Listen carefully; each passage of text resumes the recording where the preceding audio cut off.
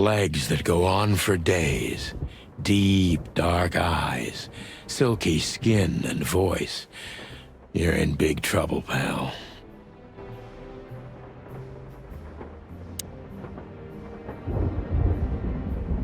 That's better. Now, if I understand correctly, your mistress is receiving threats. What kind of threats, exactly? It's a very strange matter. First, there were letters. Then it came printed on a wine bottle's label, sent as a gift. Then carved into a brick, thrown through the window. And finally, they painted it on the wall of the house in giant red letters. I think it's time to dig a little deeper. If you don't mind, I'd like to ask you some routine questions. Please, that's why I'm here.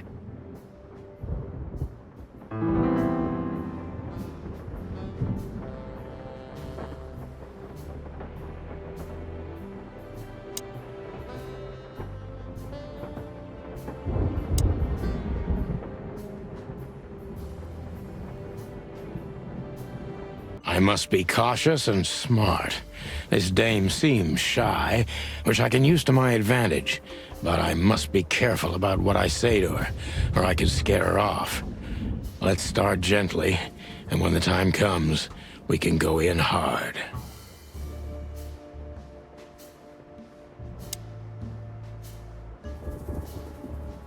Who exactly are you, ma'am? I'm not somebody important, Mr. Featherland. You're important enough to deal with such a delicate matter, right? I carry out the wishes of my employer, nothing more. This means simple paperwork, most of the time. You've been thrown into deep water, sweetheart. Tell me, can you even swim? Believe me, this is just as unpleasant for me as it is for you, if not even more.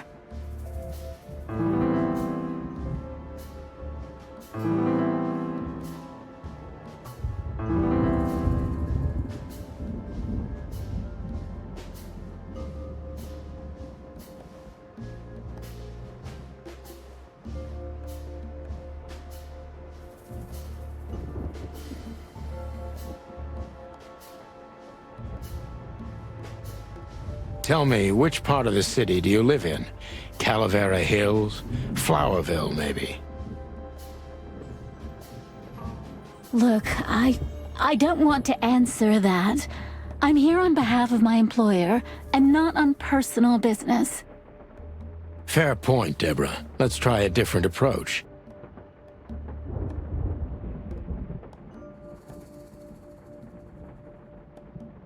Why did you have to visit me this particular evening? I have my reasons. I may look like a silly little fawn, and maybe I am, but I still have common sense. I don't doubt that for a second, Miss Ibanez. This day is essential to my mistress, and she thought it's also important to you. A message in itself, for sure. But to be honest, even you are. You know what? I'll just take that as a compliment, even if it wasn't meant as such.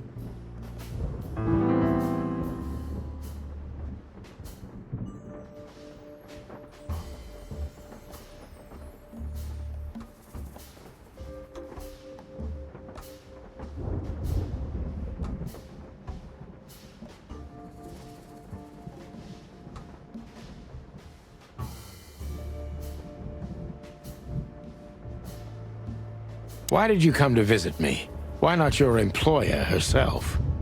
My employer is Miss Natasha Katsenko. She hasn't been leaving her home lately, only if she really has to. How so? Miss Natasha is afraid. She's scared because of those unwanted messages, and everyone knows who she is. So she's that kind of woman. I don't know what you mean. Of course you do, Deborah. Thank you, by the way. We're finally getting somewhere. We avoided the point long enough. Deborah's hiding something, no question. Let's focus on that.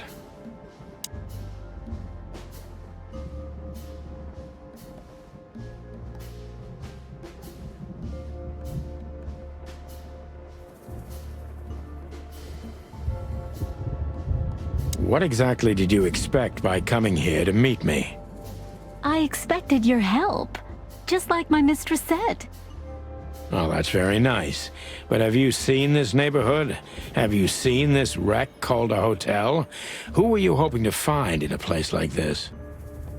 Someone reliable. Well, I am reliable. And discreet. That's right. And thorough. No question about that. And has a heart of gold. Okay, let's stop it right there.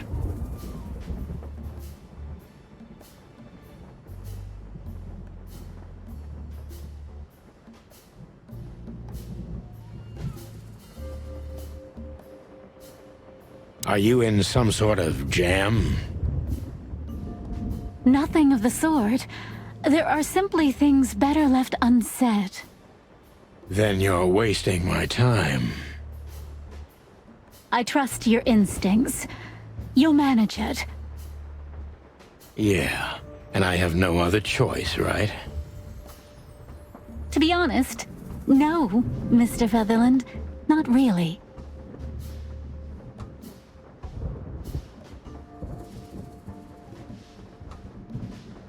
Don't you think this whole thing is a little suspicious?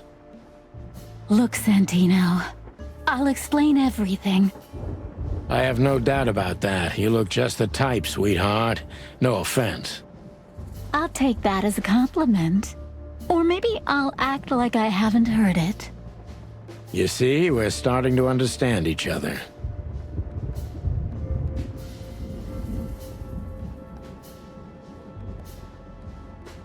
If you won't come clean, what's the point of all this? But, Mr. Featherland... I'm sorry, sweetheart, but I'm way too old for this game. Please, just think again. For me and my mistress's sake.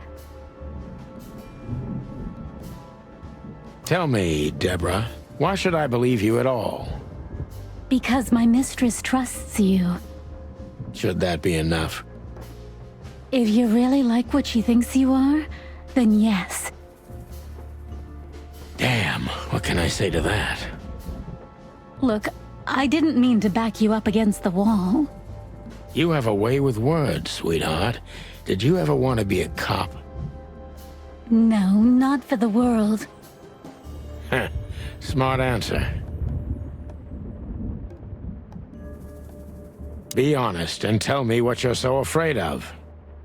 You know, Mr. Featherland, my mistress's partner is Hobart Wessler. Or as most people know him... Ibn Wessler, the Kingpin. Exactly. Feathery gods, help me. So you get it now. The secrecy. To put it mildly, I think I understand it all. Wessler. This little piece of the puzzle changes everything.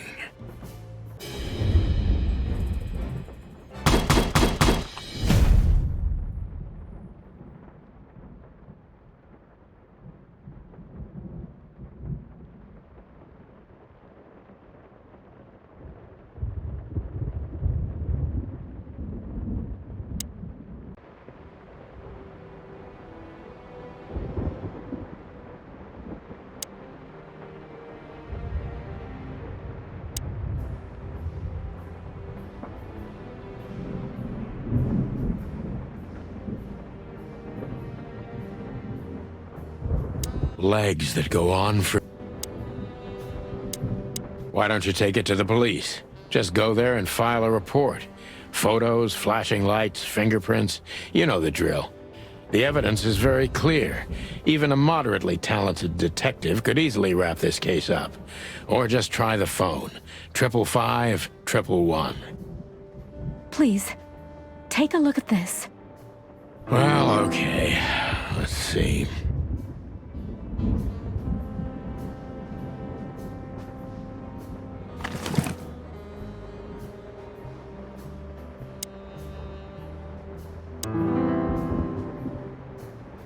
I know Molly very well. Please note this when deciding whether or not to accept my assignment. Miss Ibanez is a trusted friend. Treat her as gentleman. N.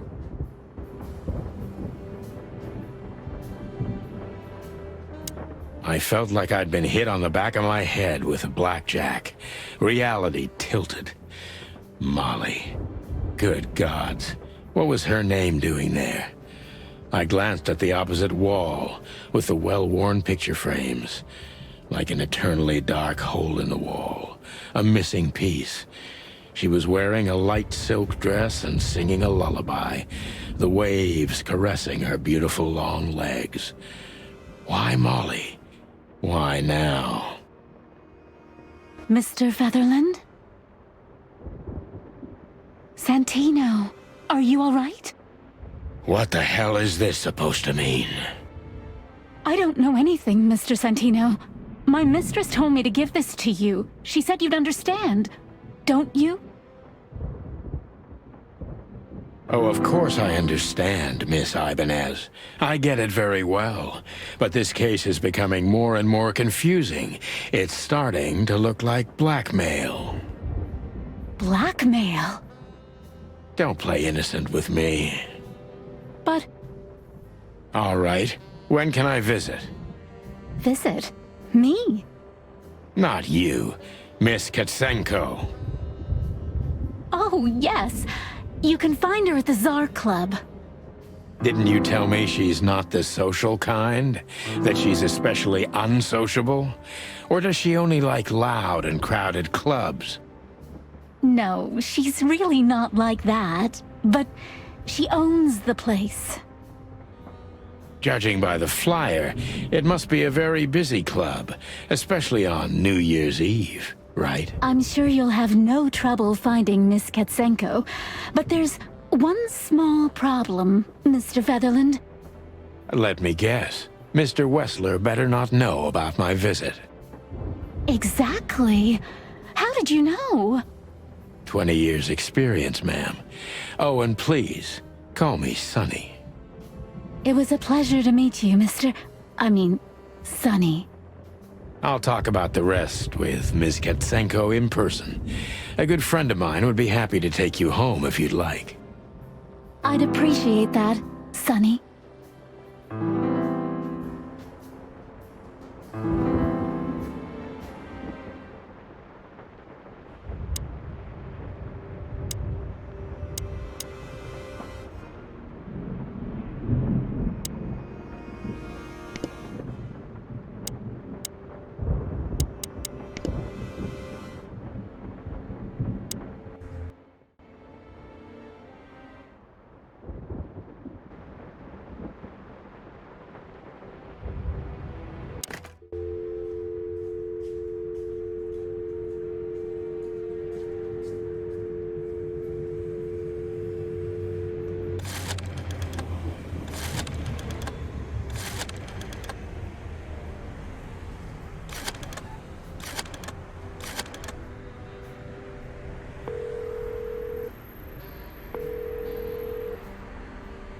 Corvo PD, how can I help you? Nothing. Forget it.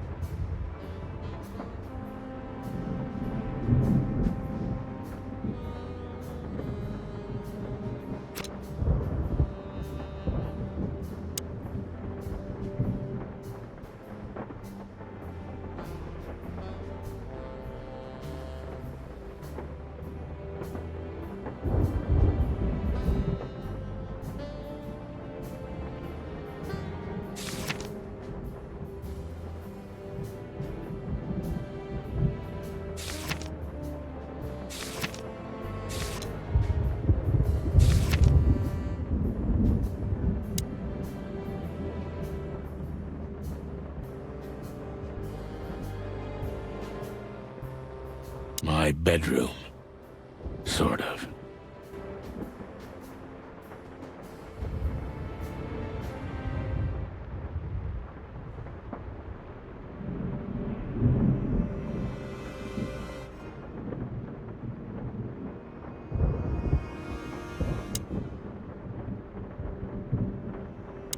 Thank you again, Mr. Sonny. Don't mention it, Deborah. I had no other plans for today, except drink. But tell me, do you have a light? I'm sorry, I don't smoke. Thought so.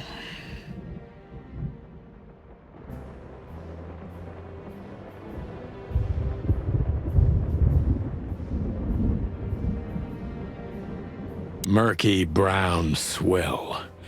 I should improve my standards.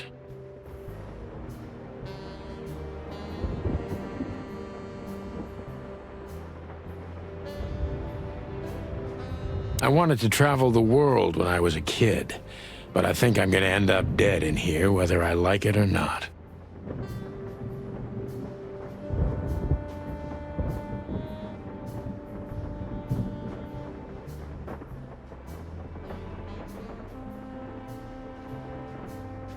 Just a bunch of useless crap in there.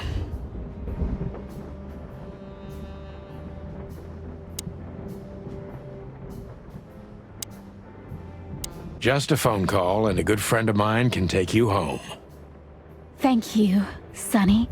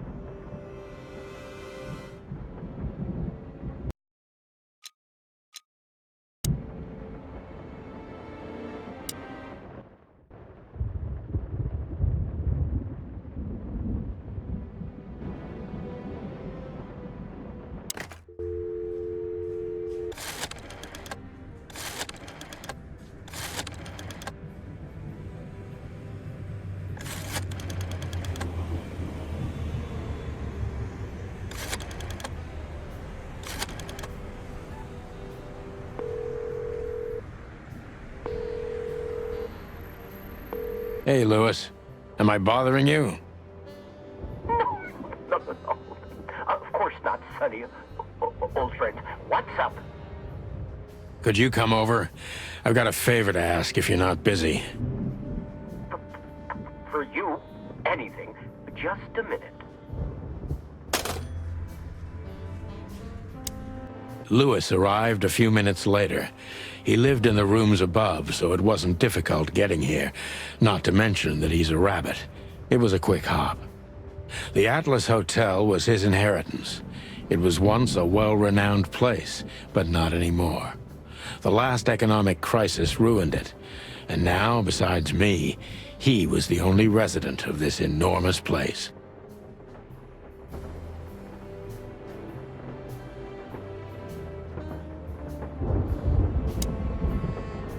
Thanks for being so quick, Lewis. Can you drive Miss Ibanez home? I have some things to take care of. Thank you for being so considerate, Sonny. I appreciate it. Don't mention it. Goodbye, then. So long, Deborah. Before I visit the club, I have to take a detour. I've got a feeling that this case isn't going to be a one-man job. And there's only one bird in this city I can trust. My ex-partner, Marty. He's going to be at the station. I can only hope he'll be willing to talk to me.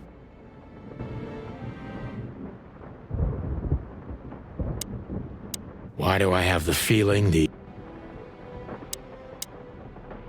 This dame is an iceberg. 10% prettiness and 90% mystery. This dame is an iceberg.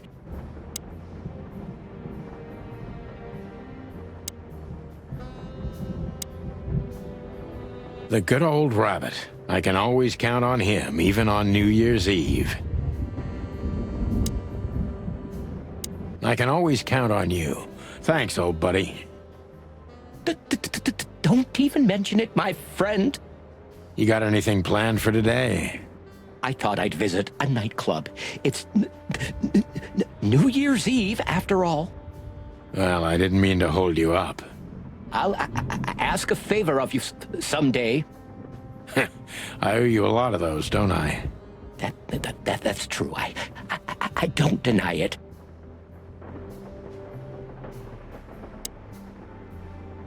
I can always count on you. Thanks. Don't even mention it, my...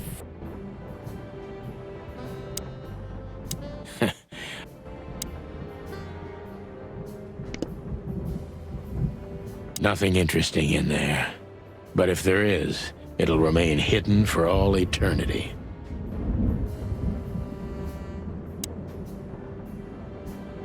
Could I ask you a few more questions, Deborah? Feel free, Sonny.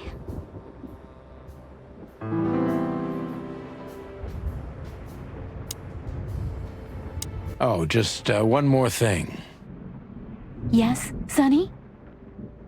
I don't want to sound indiscreet, but this fur removal craze, do you do this yourself, or are there specific parlors for it?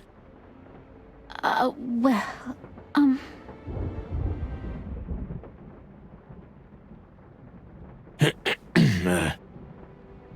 would you like to try it? Well, it wouldn't work as well with my feathers. Just professional curiosity. You know, it's, Occupational hazard? There are parlors, yes. But I do it for myself. And I do it for my mistress, too, if you're interested. That's, good to know. Thank you very much. You're one strange bird, Sonny Featherland. Well, I've been called worse.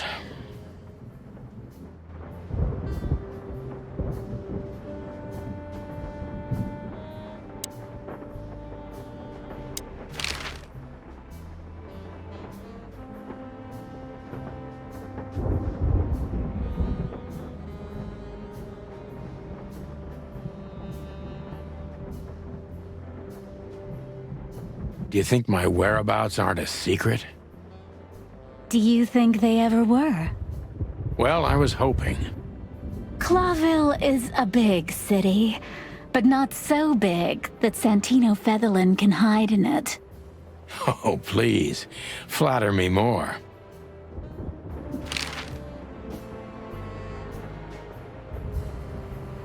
I've already told you more about myself than I wanted to. Afraid you'll get your hands dirty? I'm afraid I already did.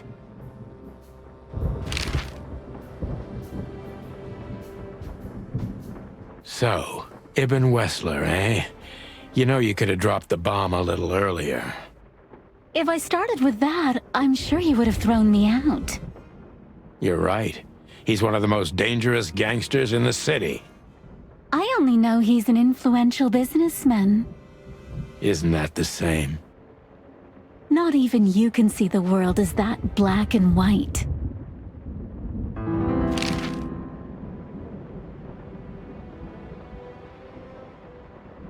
Sonny, I've already told you what I know. I've never read the message. My job was to give it to you and nothing more. You really are this innocent, aren't you? I'm not sure I get what you mean. Let me give you some advice, sister. Leave the city and get as far as you can from the likes of Ibn Wessler. It's not so simple, Mr. Featherland. My mistress needs me. Is she really that important to you? That you drive around in the dead of night to questionable places to deliver messages you know absolutely nothing about? I would do more than that for her. I see. You're smooth. Real smooth. Thank you, Mr. Featherland. Sonny, please. Just Sonny. So this Natasha dame. Look, I'm just the messenger. You have to talk to my mistress about the details. Miss Katsenko was very clear on this matter. I see. But Please, Sonny, let's not make this even more uncomfortable. okay, understood. Let's drop it. Thank you.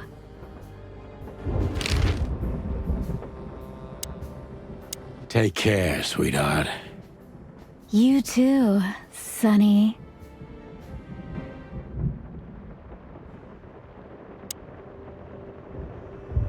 I can always count on you. Don't even...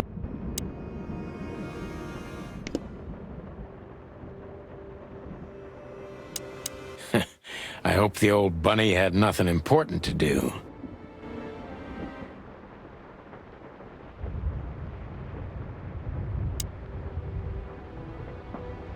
Take care, sweetheart. You...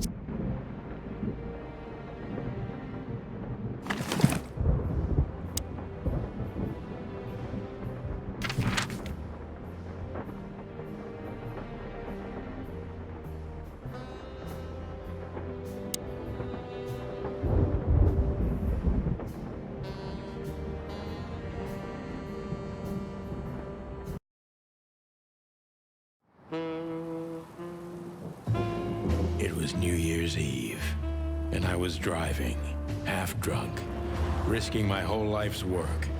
But still, it didn't feel any different. Every day was the same. And the 121 days I had left till my retirement seemed like an eternity. When I look out the window of the hotel room I call home, I see the same thing every day. A woman in a red nightgown dances slowly in circles to smooth music. The 9 o'clock show, with a glass of cheap bourbon and the red gown with the silent music.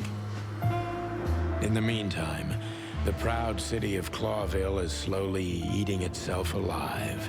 And we're still here, with nothing left to lose but our sanity, while others, the smart ones, had already gone. Molly. Does her name really upset me this much? All those years of solitude, and I still jump without question every time I hear it. And then there's Marty, my ex-partner, who hates me. But I know I have to speak with him, no matter what. Why do I feel like the past is watching me on this goddamn night?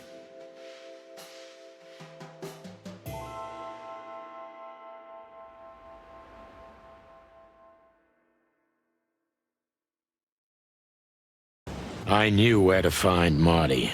At the station, we'd always draw straws about holiday duty. Marty never joined in. He always took the New Year's Eve shift, even though he had someone to go home to. I understood. 10 years ago, we survived the night the press called the Bloody New Year. Forgotten by Clawville, but not by us. We both left parts of ourselves behind that night.